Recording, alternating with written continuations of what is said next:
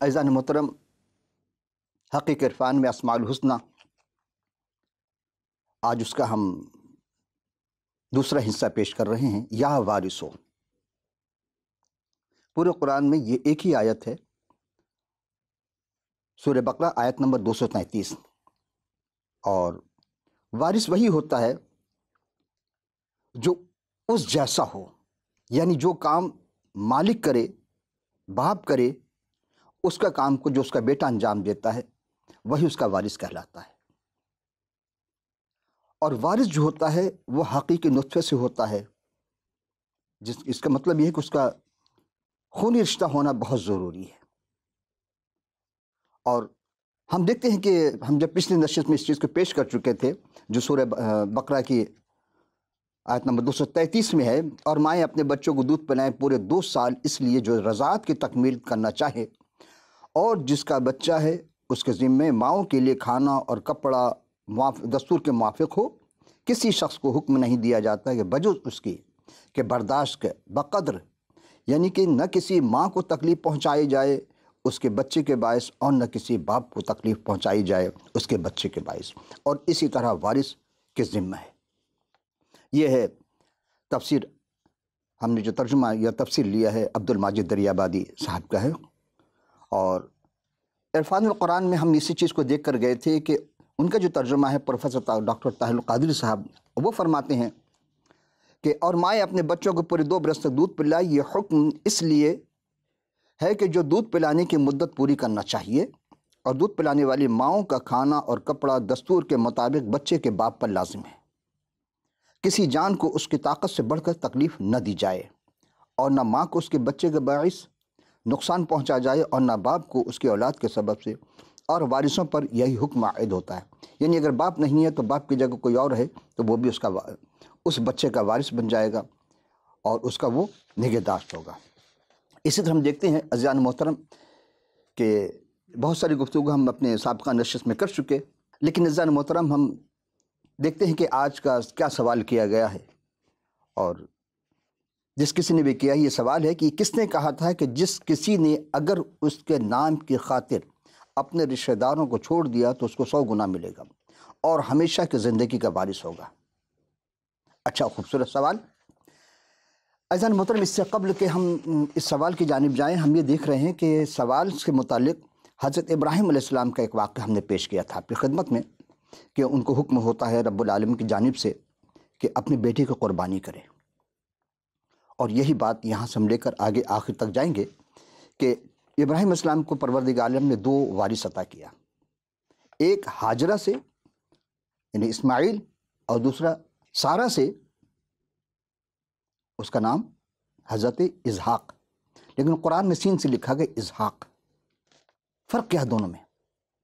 دیکھیں، وہاں سین سے سحق اور سحق سے اسحاق بنتا، اور سحق کے معنی جو اہل علم میں ہم سے بہتر جانتے ہیں، ملاپ کرنا کے ہیں، اور زواد سے اگر ہے کہ زحاق، اسی لیے جب انسان آدمی ہنستا ہے تو اس کے جو دانت نظر آتے ہیں اس کو دندان الازحاق کبھی کہا جاتا ہے، ہنسنے والے دانت جو نظر آ جائے آخری جبڑے تک نہیں، بلکہ جب کھلتے تو وہ حصہ جو نظر آئے اس کو بھی زحاق دندان کہا جاتا ہے۔ اسی طرح جب فرشتے نے آ کر کہا حضرت ابراہیم علیہ السلام سے کہ پروردگار عالم آپ کو بیٹا عطا کرے گا اسی سال، یعنی باہر کے موسم میں، اگلے سال آپ دیکھیں گے، تو وہ مسکرائے اور سارا بھی ہنسی کہ یہ کیسے ہو سکتا ہے، میں بھی بوڑھی ہو گئی اور یہ بھی بوڑھا وغیرہ وغیرہ۔ تو اب شک ہوا چونکہ رب العالمین کے پیغام دینے پر، اسی لیے کہا کہ اب بہرحال بیٹا عطا کیا، اور اس کا نام رکھا اسحاق۔ زحاقہ سے نکلا ہے، زواد خا قاف، اس کا معنی ہنسا، ہنسنے والا، اور اس کی زندگی میں ہنسی ہے، وارث ہے۔ یہاں یہ ہے کہ جب یہ کچھ بڑے ہوئے، چلنے پھرنے کے ہوئے، تو اب آواز دی، ابراہیم تمہیں اس بیٹی کی قربانی دینی ہوگی۔ قربانی پیش کی، کس نے؟ حضرت ابراہیم علیہ السلام نے۔ سوال یہ بہت پیدا ہوتا ہے کہ کس بچے کے 2 میں سے کس کی قربانی پیش کی، اسماعیل کی یا اسحاق کی؟ اور یہ سوال ہم پچھلے نشست میں اٹھائے تھے، لیکن ہم اب سے آگے لے کر چل رہے ہیں، مسلسل آپ ہمارے ساتھ ہوں گے۔ تو ان باتوں کے ہوا یہ کہ خدا نے جب آزمایا اور اسے کہا کہ پکارے ابراہم، اس نے کہا خداوند میں حاضر ہوں۔ تب اس نے کہا تو اپنا اکلوتا بیٹا اسحاق کو جو تیرا وارث ہے اور جس سے تو پیار کرتا ہے ساتھ لے اور موریا کے ملک میں جا۔ دیکھیں یہاں غور کرنے طلب بات ہے کہ ہم جب قرآن شریف کے تلاوت کرتے تھے یا اب بھی کرتے ہیں، تو ہم جب کسی عنوان پر گفتگو کرنا چاہتے ہیں، دیکھنا چاہتے ہیں، تسلسل ہمیں نہیں ملتا۔ ایک بات کہیں ہے، دوسری بات کسی اور رکوع میں 5-6 پارہ چھوڑ کر پھر کسی اور مقام پر تھوڑا سا تذکرہ کیا گیا۔ لیکن کتاب مقدس کی خوبی یہ ہے کہ آپ کوئی بھی واقعہ دیکھنا چاہیں تو اس میں تسلسل ہے، تسلسل ہے، اور رب العالمین تسلسل کا رب ہے، وہ بغیر تسلسل کی کوئی بات نہیں کرتا۔ ہاں جب ضرورت پڑی تو اس حوالے کو یا اس بات کو کسی اور سے منسوب کرنے کے لیے پھر وہ ریفرنس بتاتا ہے کہ ہم نے فنا کے ساتھ بھی کیا تھا، یا فنا کو دیکھ لو۔ اب دیکھیں یہاں کہ لفظ سوختہ نہیں، سوختہ ہم جب کہتے ہیں گرم ہو جانا، غصہ ہو جانا، لیکن اصل جو لفظ سوختہ کہ میں نے جلا کر راکھ کر دینا، خاک میں ملا، بالکل ایک ذرہ بھی نظر نہ آئے اس کا، خاک بنا دینا۔ دیکھیں اتنی تفصیل سے ہمیں قرآن شریف میں کسی بھی تفسیر میں نہیں ملے گا۔ اگر تفسیر مفسرین نے بھی لیا ہے تو اسی کتاب مقدس ہی کا سہارا لے کر وہ آگے چلتے ہیں، کیونکہ اب کوئی فرشتہ نہیں آئے گا جو گائیڈ لائن دے گا، کوئی وحی نہیں آئے گی۔ آپ کو جو کچھ حاصل کرنا ہوگا کتاب مقدس ہی سے لے کر چلنا ہوگا۔ تو تیسرے دن ابراہیم نے نگاہ کی اور اس جگہ کو دور سے دیکھا۔ تب ابراہیم نے اپنے جوانوں کو جو ان کے ساتھ تھے کہا کہ تم یہی گدھے کے پاس ٹھہرو، میں اور یہ لڑکا دونوں ذرا وہاں تک جا کر اور سجدہ کر کے پھر تمہارے پاس لوٹ آئیں گے۔ اور ابراہیم نے سوختہ قربانی لکڑی لے کر اپنے بیٹے پر رکھے اور آگ اور چھری اپنے ہاتھ میں لی اور دونوں اکٹھے روانہ ہوئے۔ تب اسحاق نے اپنے والد سے کہا، اے ابا، یعنی ابا حضور۔ اس نے کہا کہ ہاں میں حاضر ہوں، کہو کیا کہنا چاہتے ہو۔ اس نے کہا کہ دیکھیے لکڑیاں اور آگ تو ہیں، پر سوختہ قربانی کے لیے برہ کہاں، یعنی وہ جانور کہاں جو ہم ذبح کریں گے۔ تب ابراہیم نے کہا، اے میرے بیٹے، خدا آپ ہی اپنے واسطے سوختہ قربانی کے لیے برہ مہیا کرے گا۔ سو وہ دونوں آگے چلتے گئے، اس مقام پر پہنچے تو خدا نے انہیں بتائی تھی، وہاں ابراہیم نے قربان گاہ بنائی اور اس پر لکڑیاں چنی اور اپنے اکلوتے بیٹے جو اس کا اکلوتا وارث یعنی اسحاق علیہ السلام تھے، ان کو باندھا اور اسے قربان گاہ پر لکڑی کے اوپر رکھا۔ اور ابراہیم نے ہاتھ بڑھا کر چھری اٹھائی اور اپنے بیٹے کو ذبح کرے۔ تب خدا کے فرشتوں نے آواز دی، آسمان سے پکارا، اے ابراہیم، اے ابراہیم، اے ابراہیم۔ اس نے کہا میں حاضر ہوں، یعنی کہ 3 دفعہ آواز دے کر متوجہ کروائے اپنی طرف تاکہ چھری رک جائے اور متوجہ ہو سے اس طرف۔ پھر اس نے کہا کہ تو اپنا ہاتھ اپنے لڑکے پر نہ چلا اور نہ اس سے کچھ کر، کیونکہ میں جان گیا کہ تو خدا سے ڈرتا ہے، اس لیے تو نے اپنے بیٹے کو جو تیرا اکلوتا وارث ہے مجھ سے دریغ نہ کیا۔ یعنی رب تعالیٰ کی عشق میں، محبت میں اتنے سرشار تھے کہ انہیں چھری اٹھائی اور باندھ بھی دیا، سب کچھ کر دیا۔ اب چھری پھیرنے کی دیر تھی اور آواز آئی کہ اپنا ہاتھ روک لو۔ حضرت ابراہیم صاحب نے نگاہ کی، جب پیچھے مڑ کر دیکھا تو وہاں ایک میڈھا تھا جس کی سینگ جھاڑی مٹکی ہوئی تھی، اسے لیا اور پھر اسی بچے کو ہٹا کر، اپنے بیٹے کو ہٹا کر، اس وارث کو ہٹا کر اس کی جگہ اس میڈے کو رکھا، ذبح کی اور سوختہ قربانی کر دی۔ سوال ہی پیدا ہوتا ہے کیا نبی جھوٹ بولتے ہیں؟ نہیں۔ تو پھر ابراہیم صاحب نے کیسے کہا کہ تم یہاں بیٹھو، ہم باپ بیٹے جاتے ہیں اور وہاں سے سجدہ کر کے آتے ہیں؟ وہ تو سوختہ قربانی کے لے گئے، اگر جانور نہ تو وہ تو ذبح کر دیے گئے تھے، بلکہ جلا کر راکھ کر دیے گئے تھے۔ تو کیسے کہا؟ ان کے زبان میں مبارک سے کیسے الفاظ نکلے کہ ہاں تم یہاں ٹھہرو، ہم سجدہ کر کے آتے ہیں؟ ہے نا سوال؟ جی دیکھیں، یہ اہل طریقت کو سمجھنے کے لیے بہت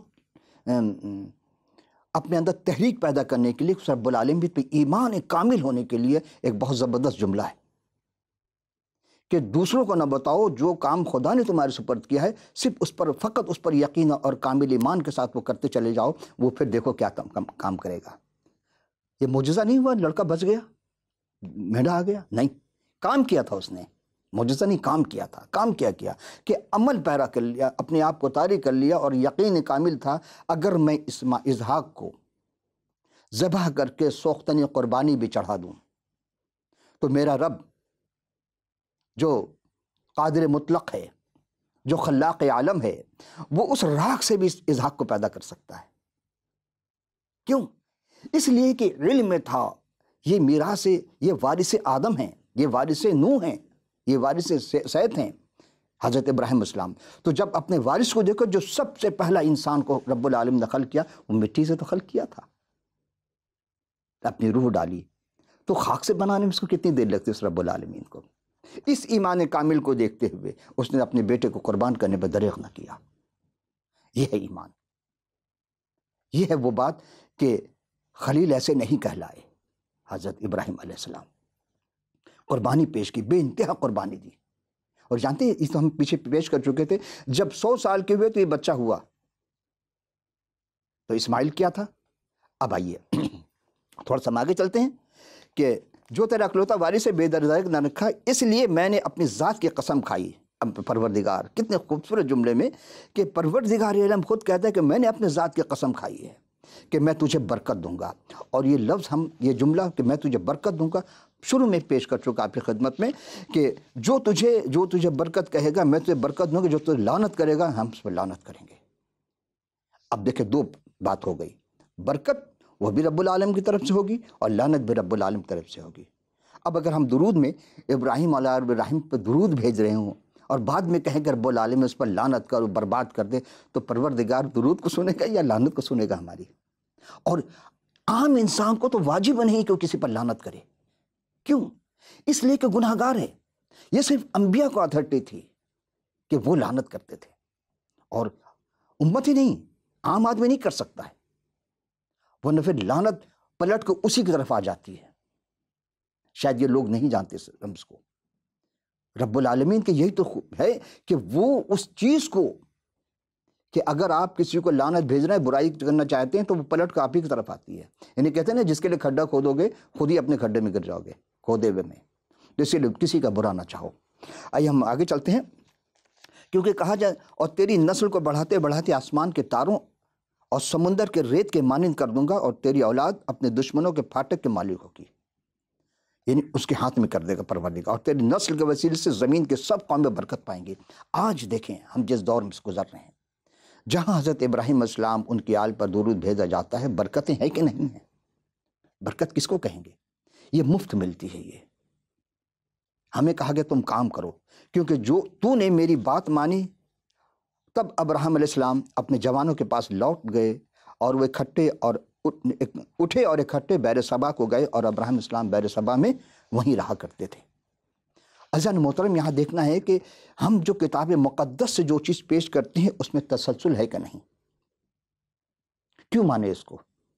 ہم یہ کتاب مقدس کیوں پڑھیں؟ ہمیں تو کہا بچپن سے یہ کہا گیا تھا کہ جی ایمان لاؤ چاروں کتابوں پر، توریت حضرت موسیٰ السلام پر نازل ہوئی، اور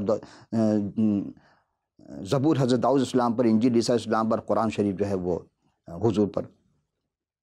تو بچپن سے جب رٹایا گیا، جب بڑے ہو گئے، اب جب تحقیق کی کہ بھائی وہ کتاب کہاں ہے، جی وہ متروک ہو گئی، اس میں اضافہ کر دیا گیا، اس میں تبدیلی کر دی گئی۔ لیکن عزیزو، کیا آپ کے پاس وہ کتاب ہے جس میں تبدیلی ہوئی ہے؟ میرے پاس ہے۔ اگر آپ کے پاس ہے تو وہ کتاب للہ آپ ہمیں ضرور دکھائیں، لے آئیں، تاکہ ہم اس کتاب سے موازنہ کریں کہ کہاں غلطی ہے، تاکہ وہ انہیں پکڑے جائے جنہوں نے غلطی کیا ہے۔ اور پھر خدا کے حضور یہی دعا کر سکتے، رب العالمین ہمیں اپنے حقیقی علم عرفان سے آگاہ کیجیے گا، اپنے کلام مقدس کو ہمارے اندر ڈالیے۔ آئیے اب ہم آگے چلتے ہیں، دیکھتے ہیں ایک اور سوال کہ پیدا ہوتا ہے کہ کتاب مقدس میں کے مطابق ابراہیم علیہ السلام نے اپنے اکلوتے بیٹے، جو ان کا اکلوتا وارث بھی تھا، یعنی حضرت اسحاق علیہ السلام۔ دیکھو قرآن شریف پارہ 23 اور سورہ 56واں سورہ ہے صافات، اس کی آیت 99 تا، یعنی آپ سورہ صافات میں 99 سے 122 کی آیت کی تلاوت کرتے چلے جائیں تو آیات میں حضرت اسماعیل علیہ السلام کی قربانی پیش کرنے کا تذکرہ کہیں نام میں نہیں آئے گا آپ کو، آخر میں جا کر ایک جگہ ہے۔ لیکن مزے کی بات ہے کہ عربی آیت میں آپ کو حضرت اسماعیل کا نام واضح نہیں ملے گا۔ مفسرین نے نام لکھا ہے کہ اسماعیل کا نام ہے، لیکن اس میں ہم آیت میں نہیں ہے۔ البتہ اسحاق کا نام موجود ہے۔ ابھی چونکہ ہمارے پاس وقت نہیں ہے، اس لیے ہم آپ کو فکر دے رہے ہیں، آپ خود اس سورہ صافات کی آیت 99 سے لے کر کے اور 112 تک کی تلاوت کر دیکھیں گے۔ مثلا چلے ہم بڑی تیزی سے چل رہے ہیں کہ 99 آیت میں اور ابراہیم بولے کہ میں اپنے والا یعنی کہ جو اللہ کا ہے مجھے راستہ پروردگار کی طرف جانے دکھائے گا، اور 100 میں ہے اے پروردگار مجھے اولاد عطا فرمائی جو سعادت مندوں میں سے ہو، تو ہم نے ان کو ایک بردبار لڑکی کی خوشخبری دی۔ 102 آیت میں ہے کہ جب وہ اس کے ساتھ دوڑ دھوپ کی عمر کو پہنچا تو ابراہیم نے کہا بیٹا میں نے خواب دیکھا ہے کہ گویا تم کو ذبح کر رہا ہوں، تو تم سوچ لو کہ تمہارا کیا ارادہ۔ انہوں نے کہا ابا جان جو آپ کو حکم ہوا ہے وہی کیجئے، اللہ نے چاہا تو مجھے صابروں میں پائیں گے۔ اب بتائیے 4-5 سال کا بچہ ہو، خواب دکھائے خدا باپ کو، اور وہ بیٹے سے کہتے ہیں میں خواب دیکھا میں تجھے ذبح کر رہا ہوں۔ کیا عقل انسانی اس بات کو قبول کرے گی؟ اسی آیت کو مد رکھتے ہوئے علامہ اقبال نے کہا تھا یہ فیضان نظر تھا یا کہ مکتب کی کرامت تھی، اور سکھائے کس نے اسماعیل کو آداب فرزندی، جبکہ جس عمر کی بات ہو رہی ہے حضرت اسماعیل علیہ السلام کی عمر 13 سال تھی جب اسحاق کی ولادت ہوئی۔ آپ سوچ لیں ان کا یعنی اسماعیل کا فدیہ دیا، یہ لفظ اسماعیل بریکٹ میں لکھا ہے، آیات میں نہیں ملے گی آپ کو، اور 108 آیات میں ہے کہ اور پیچھے آنے والوں میں ہم نے ابراہیم کا ذکر خیر رکھا ہے، اور 109 میں ہے اور ابراہیم پر سلام ہو وسلام علی ابراہیم۔ 110 میں ہے کہ نیکوکاروں کو ہم ایسے ہی بدلہ دیا کرتے ہیں، اور 111 میں ہے کہ بے شک وہ ہمارے مومن بندوں میں سے تھے، اور 112 میں ہے کہ اور ہم نے ان پر اسحاق کی کوئی بشارت دی کہ وہ نبی اور نیکوکاروں میں سے تھے۔ دیکھیں یہاں اسحاق کا نام آئے گا، اسماعیل کا کوئی تذکرہ نہیں اس پورے اس میں۔ یہاں سوال پیدا کتاب مقدس کے مطابق حضرت ابراہیم علیہ السلام نے اپنے اکلوتے بیٹے جو ان کا اکلوتا وارث تھا حضرت اسحاق کی قربانی پیش کی، اور قرآن کے جو ابھی ہم نے آپ کی خدمت سورہ صافات کی آیت 99 سے 112 تک کی جو پیش کی ہے اسماعیل کی قربانی پیش کی لکھا جاتا ہے جبکہ نام نہیں ہے۔ لیکن مزے کی بات ہے کہ عربی آیت میں اسماعیل کا نام واضح نہیں، البتہ اسحاق کا نام جو آخر میں آتا ہے کہ باقاعدہ لکھا ہے اسحاق، لیکن وہاں ترجمہ اور تفسیر جب لکھی گئی تو بریکٹ میں اسماعیل لکھا گیا۔ جی اب متنازع کو کیسے ختم کیا جائے، یہ ایک متنازع سوال ہے، کیونکہ سب کے پاس ایک سے بڑھ کر ایک دلیل ہے، لیکن کلام خدا سے بڑھ کر آیات سے بڑھ کر کوئی روایت دلیل سے نہیں ہو سکتی۔ تو محترم ناظرین، تو کیا چھوٹا مور بڑی بات کہ حق کو سمجھنے والوں کے لیے ایک دلیل کافی ہے، اور نہ ماننے والوں کو ہزاروں دلیل دے دیں تو سر کبھی نہیں سے ہاں کی طرف نہیں آتے۔ بقول علامہ اقبال کے انداز بیاں اگرچہ بہت شوق نہیں ہے، شاید کہ اتر جائے تیرے دل میں میری بات، وہ یہ کہ پیغمبر اسلام کی دختر نیک اختر حضرت بی بی فاطمہ الزہرا سلام اللہ علیہا کی شادی حضرت علی سے ہوئی، یہ سب جانتے ہیں۔ خدا نے ان کو 2 فرزند دیے تھے، اور حضور نے فرمایا کہ یہ میرے بچے ہیں۔ ان کا نام ایک کا حسن اور ایک کا نام حسین تھا۔ فرزند کبیر کا نام حسن اور فرزند صغیر کا نام حسین تھا۔ یہ پوری تاریخ اسلام ہے۔ دیکھیں دونوں کے نام میں یہ کا فرق ہے، چھوٹی ہے۔ جیسے جیسے اسلام آگے بڑھا اہل بیت کے شدید ترین لوگ دشمن ہوتے چلے گئے، غیر نہیں اپنے کلمہ گو۔ برا نہ مانیے گا چونکہ میں تاریخ سے پیش کر رہا ہوں۔ اور حضور نے فرمایا کہ حسن حسین سرداران جنت ہیں، یعنی جنت کے سردار، الحسن والحسین سیدہ شباب اہل جنہ، جنت میں جوانوں کے سردار ہیں۔ میں واقعہ میں تھا، وہاں جامع مسجد میں 2 گیٹ پر 2 آیت حدیث لکھی ہوئی تھی، ایک یہ لکھی ہوئی تھی الحسن والحسین سیدہ شباب اہل جنہ، جنت میں جو سردار ہیں وہ امام حسن امام حسین ہوں گے جوانوں کے۔ دوسرے گیٹ پہ لکھا تھا کہ ابو بکر عمر عثمان جو ہیں یہ بوڑھوں کے سردار ہوں گے۔ میری سمجھ میں نہیں، جب میں نے وہاں سوال کیا کہ حضور یہ بتائیے کہ جنت میں بوڑھے جائیں گے، تو انہوں نے کہا جی وہ آس پاس کا علاقہ ہوگا، جنت جو ہے وہ 4 دیواری کے اندر ہے، اور آس پاس کا علاقہ وہ جہنم ہے، گھڑا ہے، اس کے بعد کچھ نہیں ہے۔ جو گیا اس میں ایک دفعہ ہم فیہا خالدون، جو جنت میں گیا تو ہمیشہ کے لیے، اور جہنم میں گیا تو ہمیشہ کے لیے۔ ایسا نہیں ہے کہ پھر وہ پلٹ کو دوبارہ جنت میں آ جائے گا، اس کا فیصلہ اٹل ہے۔ آئیے ہم دیکھتے ہیں، اگر معمولی سی کاوش کی جائے اپنے اذہان پر اگر محفوظ کر لیں تو باقی باتیں بھی بآسانی سمجھ میں آ جائیں گی۔ یعنی دونوں ناموں میں صرف یہ کا فرق ہے، ہا سین نون۔ اچھا اب یہ ہے کہ حضور نے کہا تھا میرے 12 خلیفہ ہوں گے، تو جیسے جیسے تاریخ آگے بڑھی تو اہل سنن کے ہاں پہلے خلیفہ ابوبکر، دوسرا حضرت عمر ہوئے، تیسرے عثمان بن عفان ہوئے، چوتھے علی ہوئے، 5واں خلیفہ چوتھے پہ لا کے ختم کر دیا گا، لیکن جب تاریخ آگے چلنے کا نہیں، معاویہ بھی ہے، معاویہ بن سفیان بھی ہے، اور اس کا بیٹا یزید بن معاویہ بھی ہے. پھر چلتے رہے، پھر بنو امیہ آئے، بنو امیہ کے بعد بنو عباس آئے، ان کی بھی تاریخی پیشی کی یہ بھی. لیکن پھر سوال اٹھایا گیا ہے کہ بھئی اب بادشاہوں میں تو بہت زیادہ خون خرابہ کرنے والے بھی لوگ ہیں، تو آہستہ آہستہ کاٹ دیے گئے. اب آئیے ہم دیکھتے ہیں اسی نام کی طرف کہ حسن حسین کے نام کا کیا مطلب تھا. دیکھیں، ہا سین نون حسن، اس کے عدد ہیں ہا کا 8، سین کا 60 اور نون کا 50، تو ہوتے 118. اور حسین کے نام میں ہا سین یہ نون، ہا کا 8، سین کا 60، یہ کا 10 اور نون کے 50، تو ہو گئے حسین کے 128. 128 میں جب 118 مائنس کریں گے تو 10 ہوں گے، یعنی اس عدد کے مطابق. یہ اہل طریقت کے مطابق میں پیش کر رہا ہوں. دیکھیں میں بہت تیز چلوں گا اس لیے کہ دامن وقت میں اب گنجائش بہت ہی کم رہ گئی ہے. حسن کا نام جو ہے وہ 118 ہے، حسین کے 128 ہے، 10 بچتے ہیں. اس طرح امام حسن کے جو وارث ہیں اس میں کوئی امام نہیں ہے، لیکن حسین کے نام میں 10 ہے تو 10 وارث ہو گئے، یعنی 10 امام ان کے ذریت میں آئے، شجرے میں آئے. اور مسلمانوں کے اعتبار سے تو وہ خلفاء ہیں چاروں، اور آخر میں علی ہے چوتھا خلیفہ ان کا. اور اہل طریقت کے یہاں یہ ہے کہ وہ علی سے شروع کرتے ہیں، علی پہلے امام، پھر ان کے بیٹے حسن، پھر ان کے بھائی حسین، یعنی حسن کے بھائی، یہ 3 ہو گئے امام.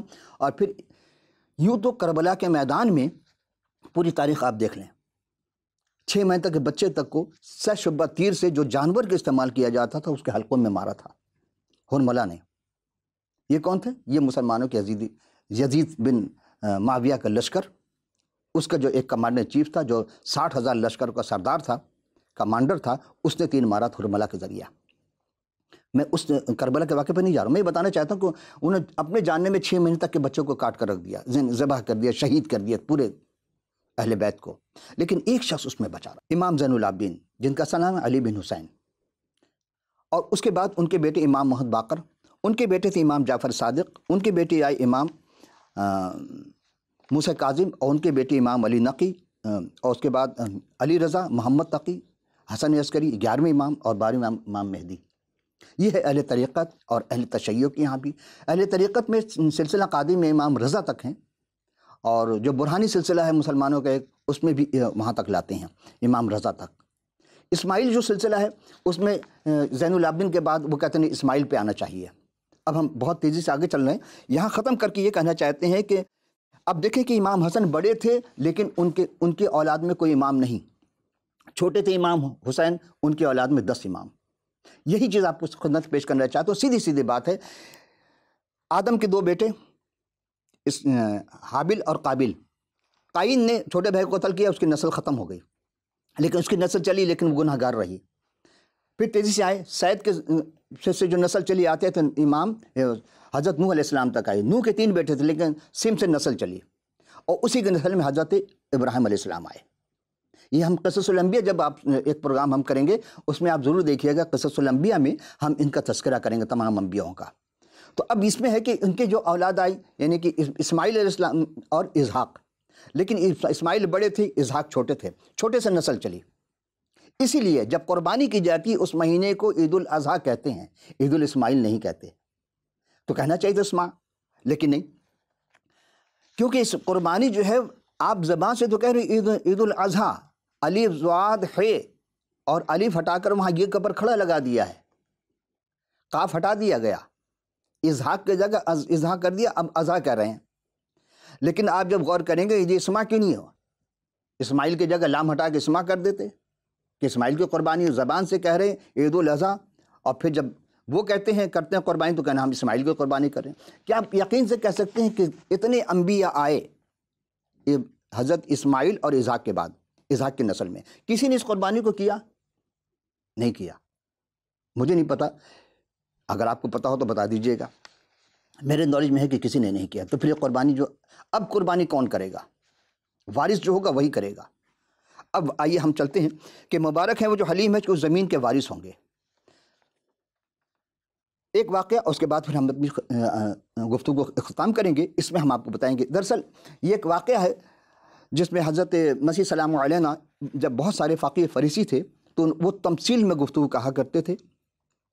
اور یہ واقعہ پورا آپ کو انجیل جلیل اس کا پہلا سورہ ہے، متی رسول کی معرفت لکھی گئی، اس کی 21ویں باب کی 33 سے 46 آیت میں یہ درج ہے.